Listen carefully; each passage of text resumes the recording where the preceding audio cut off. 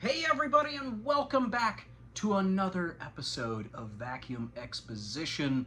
I of course am Carl, and this is my channel. Now for today's video, of course, for those that haven't been watching, we have been doing a month of sets in which that I call Setember. Now in Setember so far we have seen some really cool machines. We started with the legendary 1978 Eureka Wild Moss Green metallic set. We continued into the 1981 Hoover Concept 1 set from Hoover's mainline. Very interesting set. A lot of weird little features with each machine just to make them that much different than the others.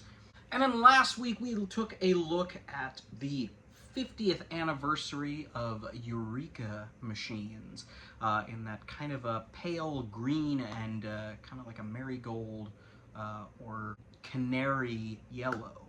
As well as last week I did make it a little bit special because I did do a little bit of a vacuums acquired or vacuum saved or something along those lines after going and visiting my friend Jared. But this week, no different. We are going to be taking a look at another really cool set of machines. And I'm going to, well, tell you a little bit about my business on top of that. So for those of you enjoying the series, thank you again for all watching. So let's get into it for today, and we'll go from there.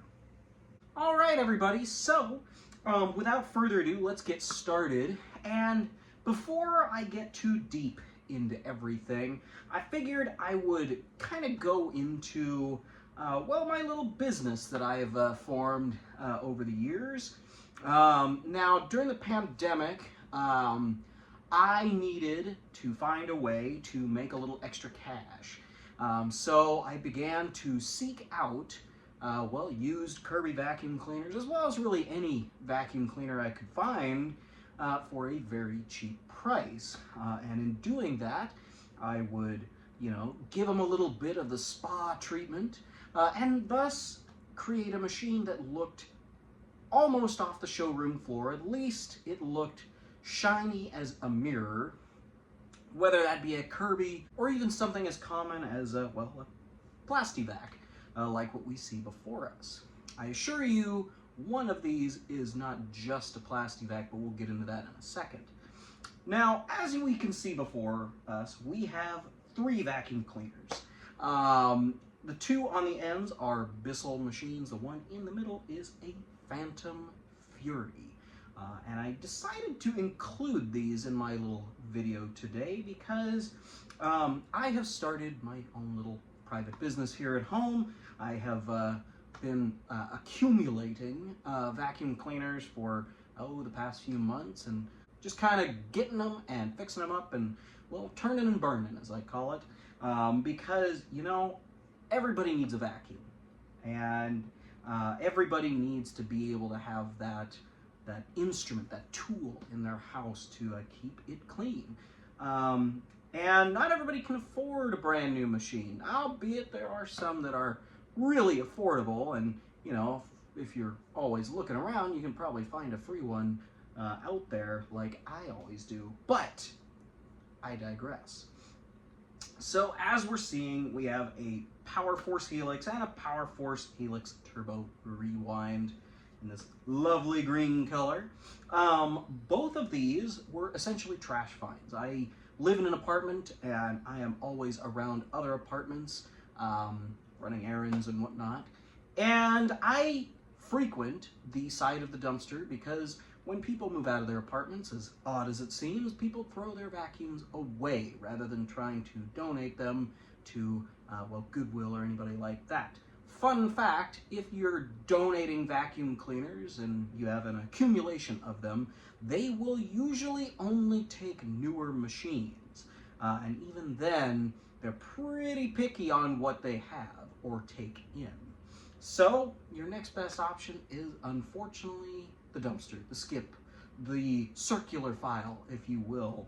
The purple Power Force Helix that came from a dumpster from a apartment that is local here. I was, I think, running an errand, getting something like a free item off somebody's front step, and that, well, I just saw a handle sticking out of the garbage can, and it came home with me. What I will do with that one, of course, is clean it all out, make it look a lot better, try to get it as new looking as I can, and then flip it. Same thing with the Power Force Helix Turbo. The good thing about this one is it still has the turbo tool. It is lacking the other parts to it, but I've noticed in this business that it is definitely a lot more handy if you have at least one tool. That way it kind of builds that value. Now, both of them are going to need quite a bit of cleanup, I realize, and you know, they are pretty cheap machines. They were even still when they came out, but that doesn't take away from the fact that there is somebody out there on Marketplace or OfferUp or Craigslist or any of those local websites that are just like you and I. You know, they're trying to get by, they're trying to save as much money as they can. Maybe they just moved into their first place and, you know, they're tapped on funds. Well, there's people like me out there that are there to save these machines from the dumpster and get them into the hands of people that need them. Like I said, I do flip them, but with these machines that come from the dumpster, you know, I have an accumulation of parts that I've had for years. So the next best thing that I can do is take the parts I have, you know, for any of these things. Like maybe something needs a new cord, maybe something, you know, needs a belt or something, and I've got a parts machine that's sitting in the back of my truck or something. I'm just gonna rob the parts off of it, get it, and throw it up online for 20, 30, 40 bucks, depending on what it is. But that's how I've made money through the pandemic. That's how I have made money even today when, you know, bills are up there. So it's definitely helped, and it's definitely been a lot of fun. It keeps me doing stuff with my collection, which I definitely enjoy. Now the Phantom in the middle. That kind of goes to my next service, if you will. I do something that I like to call the spa treatment. My good friend Mitchell Armstrong, he is, well, he's hired me to do several different machines over the years, give them the spa treatment, just basically refresh them, tune them up, get them back to where they need to be. Take a look at the motor, see what's going on with it. Make sure that it's all lubed up and ready to go for the next person to use it. Make sure that it's looking its best. Fix it to the best of my abilities, and either make it so it's for show or for go in this case. Now, this particular machine is the Phantom Fury Special Edition. A lot of people have asked me about this particular machine lately. They are quite uncommon, so I can understand the interest in it. But it got the spa treatment this past week. I went ahead and polished up the hood, cleaned out the bin, just basically gave it the cleanup job that it probably needed. I got it from Jared, who got it from somebody who I can tell was using it as their daily driver vacuum cleaner for a very, very, very long time. So it was begging for the spa treatment. Now, it's not perfect, nor is any machine really, unless it's coming brand new out of the box. But, you know, I get it to the point where it is displayable, it is runnable, it does what it needs to do, which is exactly what that does. And, you know, like I said, it's not perfect, but it is as perfect as I need it to be.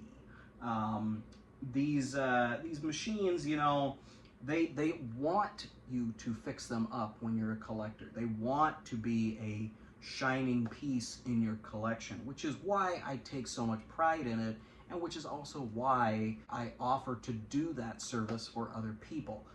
You can ask Mitchell. I've done several machines for him, brought them back to life. I know that he's flipped some machines over the years, and I gave him the spa treatment and, well, made him ready for sale. So, of course, thanks again, Mitchell, for giving me that business. in terms of my rates, it kind of changes depending on the vacuum cleaner, but you know what? It's a fun task for me to do that keeps me engaged in my collection.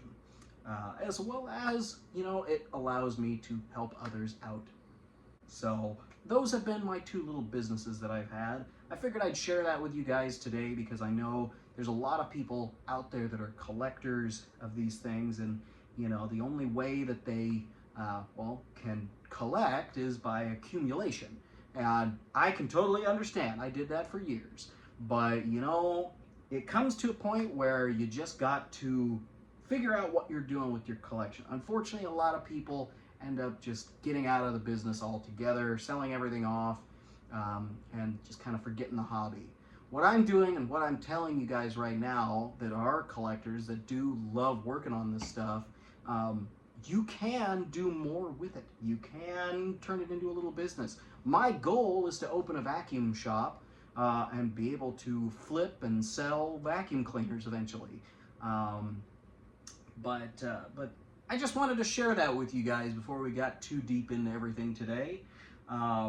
Without further ado, let's get on to our vacuum exposition today. We've got a very pretty, colorful set that I've had for a very long time, and I've been very, very excited to show you guys. So let's get into it and take a look at another really cool set.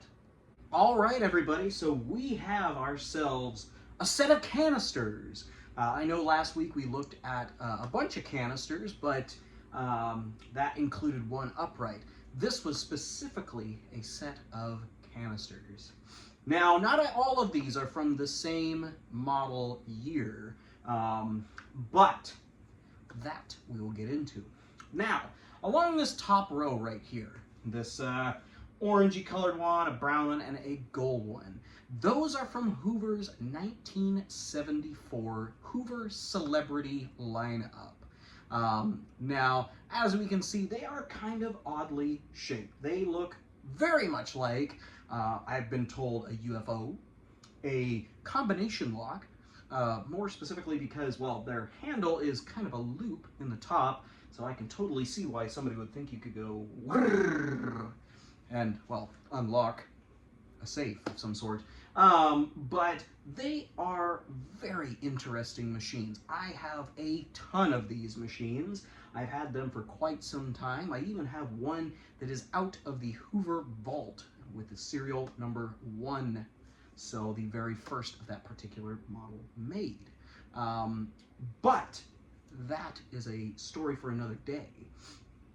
Now, the top, like I said, was from the 1974 lineup. Now, for those that don't know Hoover, that don't really understand the models or whatnot, the first thing you need to know about Hoover was they loved to reissue models. And by reissue, I mean basically take the exact same model that they have already put out there and change the color maybe, or, you know, change the type of cord or something very small, or different hose maybe.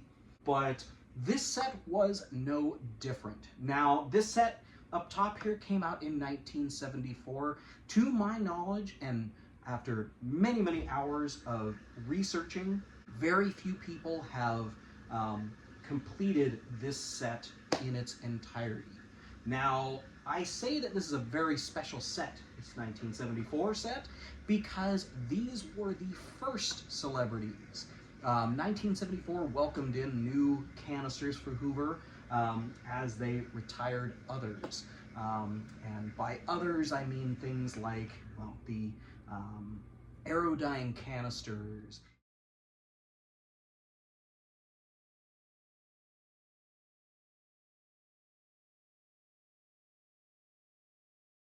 and a good amount of the Constellation series.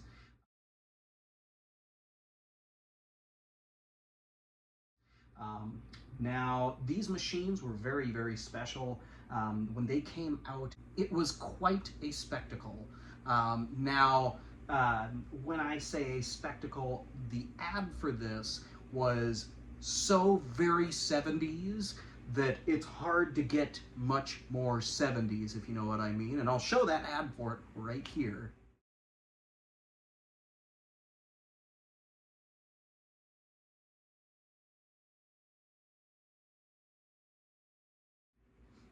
as you can see, the ad for these machines was just so bright and vibrant in color. It demonstrated so many different features and things you could do with the Hoover Celebrity, and it was just plain cool. Now, as you can see, those three were very prominently displayed. So let's go ahead and go down the line and see what we have here. So the first and foremost machine right here is the Celebrity Custom. The model S3001 came out in a regal brown and antique copper, as they called it. It was the highest option model that you could get, and it came with everything that you ever needed. Now you had suction controls, you had bag monitors for when you lost suction, you needed to change your bag. You had different suction amounts, so you could do from floors to delicate areas to hardwoods, as well as you had a full-scale toolkit. You had your dusting brush, you had your upholstery tool, and your crevice tool, and that's not even mentioning the hose. And I will zoom in on the hose real quick. As you can see, it looks very strange. My late friend Jay used to describe it as, actually it's quite serendipitous, if you will, because of the new Alien Romulus movie that just came out, because, I am one to agree that the hose for this machine looks absolutely like, the alien's tail. It looks like, of course, a regular vacuum hose, but then it's got this spine that goes all the way up. And the reason being for that is so that you can control your suction relief from the handle up at the top right there. As you can see, there is a large button that you would push with your thumb, and that was a way that you could change from, more to less suction for doing different surfaces. So it is a very interesting machine. It's very hard to find them in complete shape, so I am very fortunate to have this one. Of course, it is nice to have the top-of-the-line floor tool as well, with its many different edge cleaners and everything so that you could do different floor surfaces.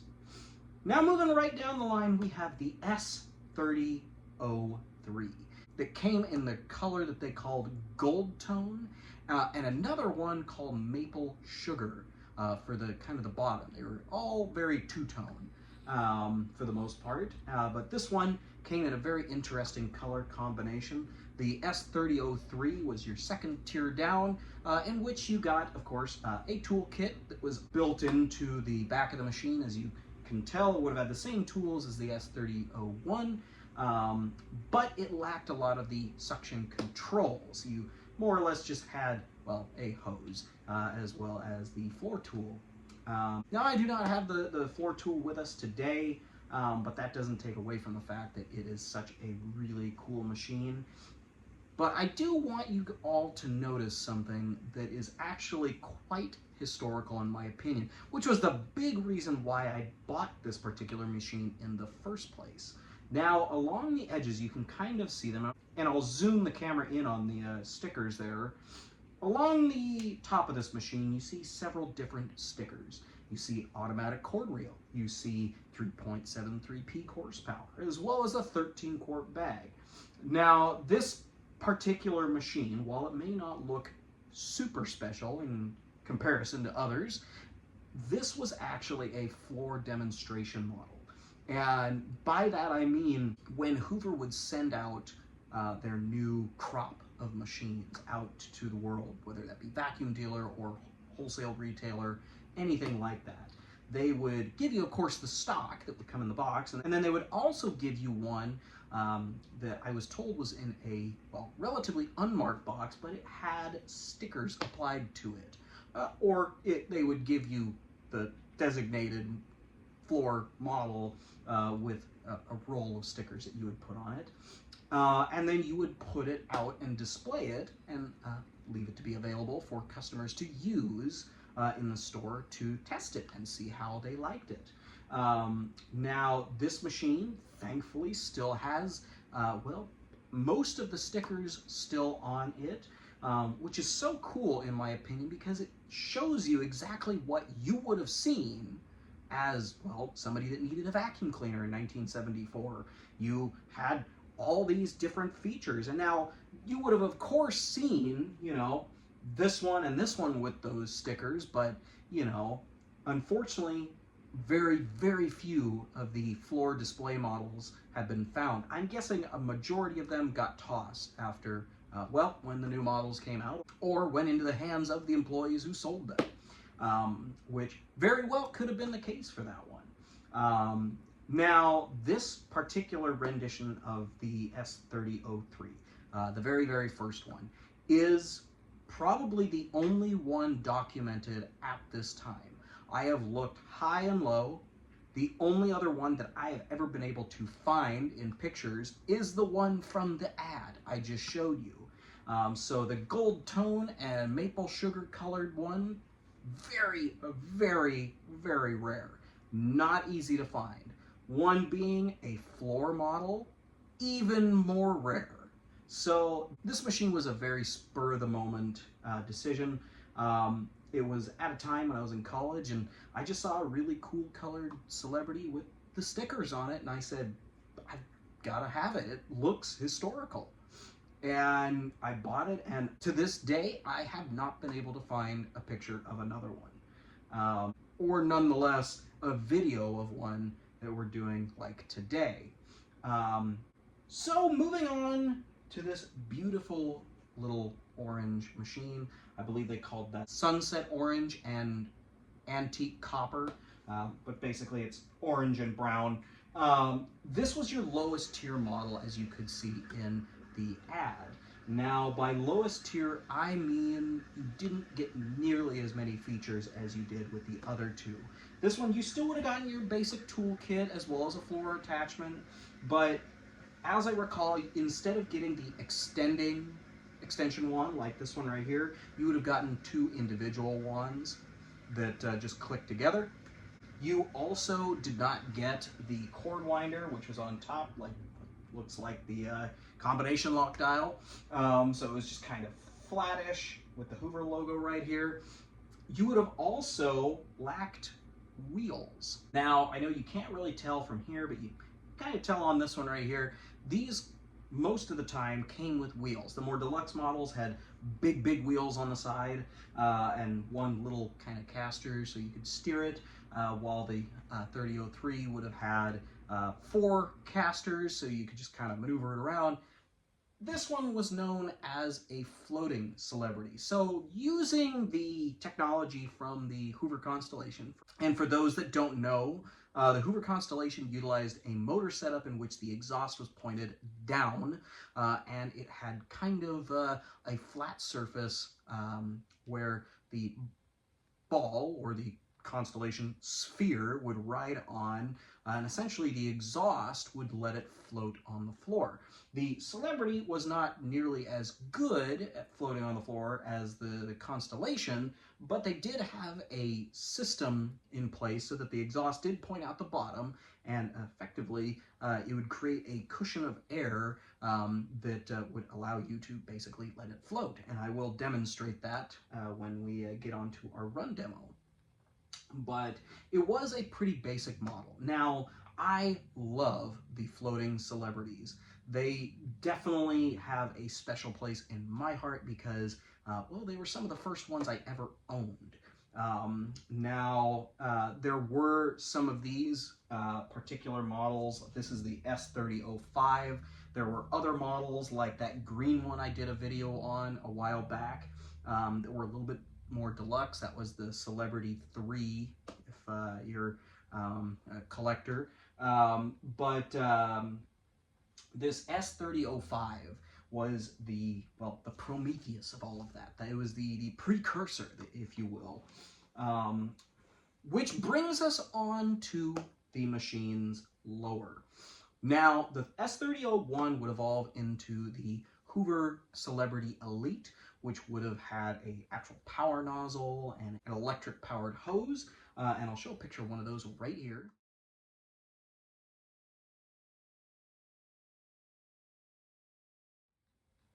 I actually have one of those currently in my collection. It was just a tad buried, so I couldn't get it out for the video today, but we will see that eventually. Now, the colors for that one still would have been that antique copper, but you would have instead gotten, I know one was done in a gold tone, as well as one in cinnamon, which is like the one in the picture. Now that brings us actually to the S3003-30. Now the -30 models like this is probably the most common celebrity. It's probably the favorite of most people because it is just in essence a celebrity. I've seen the most of those particular models, and it was definitely one of the favorites. It came in kind of that burnt orange and that kind of a reddy brick red cinnamony color on the bottom. You had the cord winder as well as the toolkit, just like the original one from '74. This would have come out in '75, '76 time frame. But you, of course, had the color change. And then again, you also had a later model cord. On the 1974, I'll zoom in real quick, you had an earlier molded plug, as they were called. Whereas on the -30, you had a square plug like this. So that really didn't make a huge difference. However, this was Hoover reissuing it and continuing to use the molds of the 3003, the 3001, and 3005 here.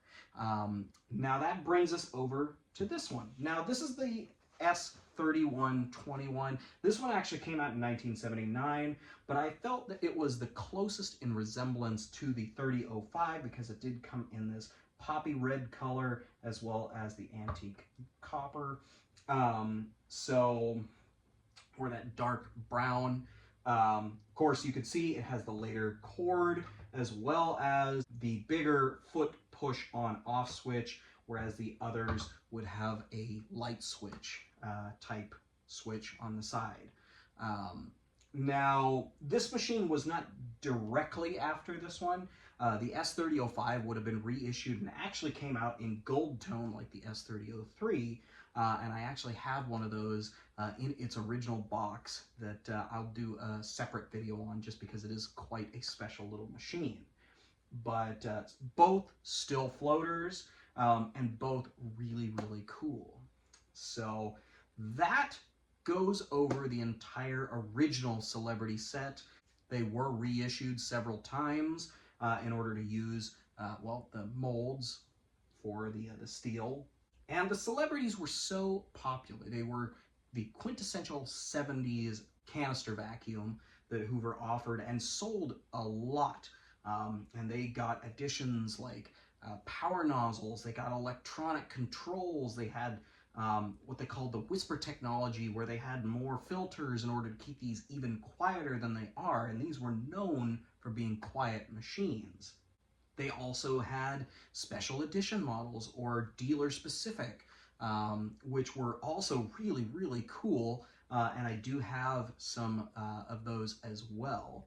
Well, let's move on to our run demo. Of course, we're going to do another, just kind of a quick run through each one. I'll demonstrate the floaters as they are, and then we'll see how some of these fare on the floor. So let's get to that and see how they do. All right, everybody, so I've got the S3001 all set up. It is, well, like I said, the top of the line, so let's see how this thing does on the floor.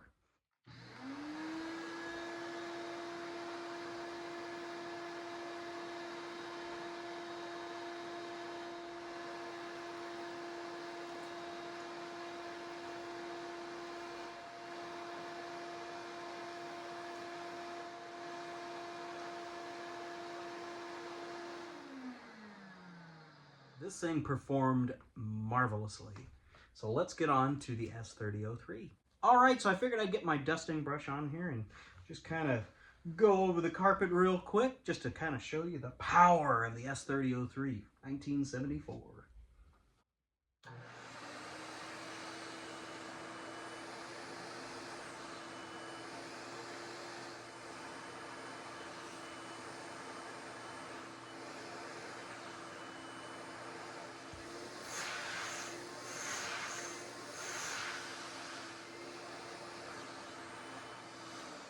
even as a floor display and testing model, this machine still has enough power to pull that carpet up, just like a new vacuum. So let's go ahead and get to the counterpart of its reissued S3003-30. All right, so it is all ready to rock, and let's see how this one does with the dusting brush as well.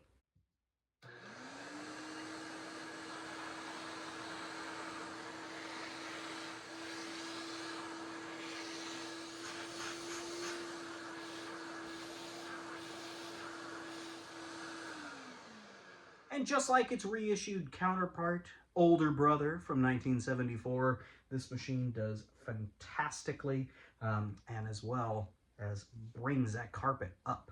So let's move on to our last S3005 floater, as well as the red colored floater right there, and just see how they do in comparison.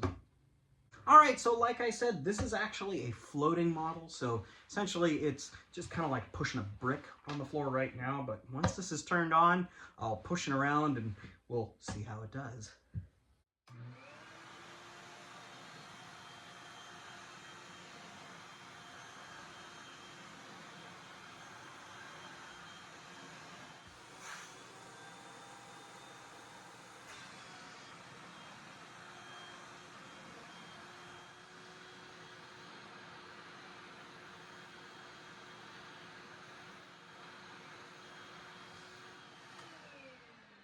Now, while it may not have as much power as the older brothers or siblings, as you will, it still does a really good job. It still does pick up quite well off the floor.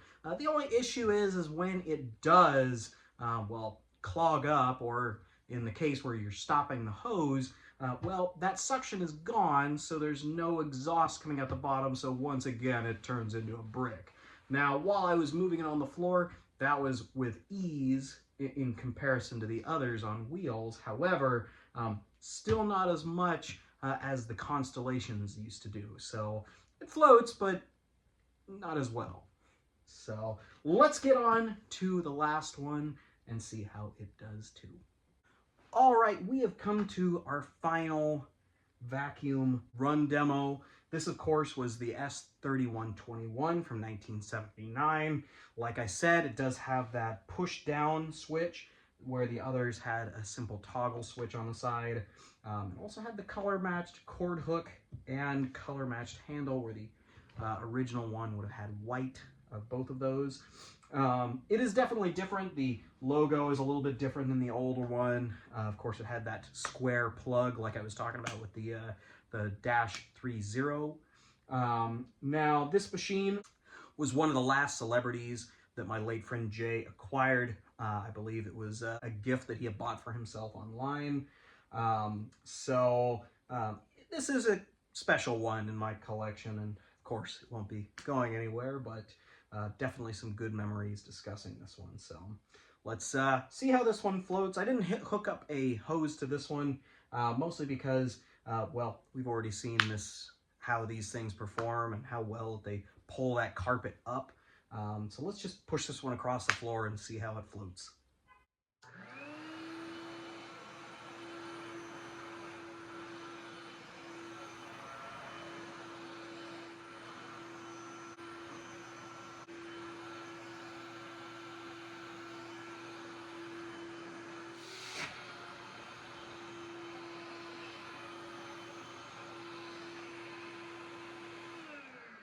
And that concludes our run demo for today. I hope you guys enjoyed, well, how we ran all these little guys. Well, everybody, I hope you enjoyed our little video on the 1974 Hoover Celebrity set. This set really does mean a lot to me. It was something that I did bond a lot over with my friend Jay, and a couple of these machines actually did come from him, or were at least influenced by him in order to acquire. I'm certainly lucky to have them, as they are quite hard to find nowadays, or at least some of them are. But I do hope you all enjoyed our little display and exposition for today. Now, next week, we will have our final episode, and that meaning it is our series finale for the month of September, or Setember. And believe me, it is a doozy. And I'll give you a little bit of a hint. It is neither Hoover or Eureka. So for those that are getting tired of seeing Hoovers and Eurekas, I got something planned for you. Came to be in a thought, and boy, oh boy, I cannot wait to show you guys. I even have the machines all lined up and ready already here. I'm literally looking at one of them over there that is also excited to see you guys. So thank you all for joining us today. Of course, thank you for joining us for another episode of Setember. It was really, really fun and very much needed to get all these out again. They have been in storage for quite some time, and I have been itching to get them out and run them, as well as just share them with you guys. So I hope you all enjoyed everything today. Of course, tune in next week for our series finale. It's going to be a fun one, I assure you. Maybe even a first in YouTube history for vacuum cleaners. So, but we shall see. So, you guys have a great rest of your weekend, as well as a great next week. I will try to do the same, and we will see you same place, same guy, different stuff. Have a great rest of your day, y'all.